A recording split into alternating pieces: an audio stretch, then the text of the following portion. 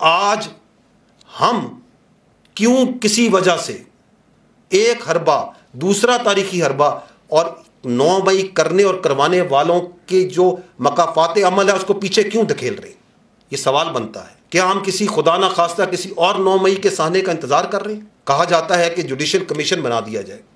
ख़वातीन हज़रात, मेरा सवाल यह है कि जुडिशल कमीशन तो उस चीज़ में बनता है जिसके बारे में कोई इबाम हो। ये वाक़यात, इसकी एक छोटी सी झलक आपने देखी अब से, ये तो तारीख के अंदर आपके सामने है, एब्सोल्युटली क्लियर।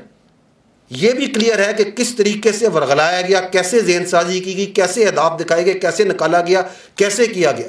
और उसमें भी कन्फ्यूजन और हेज डालने के लिए कहा जाए कि जुडिशल कमीशन बना दें ताकि पता चले ये वाक़या हुआ है या नहीं हुआ, किसने किया। ठीक है, हम तैयार हैं, बनाएं जुडिशल कमीशन।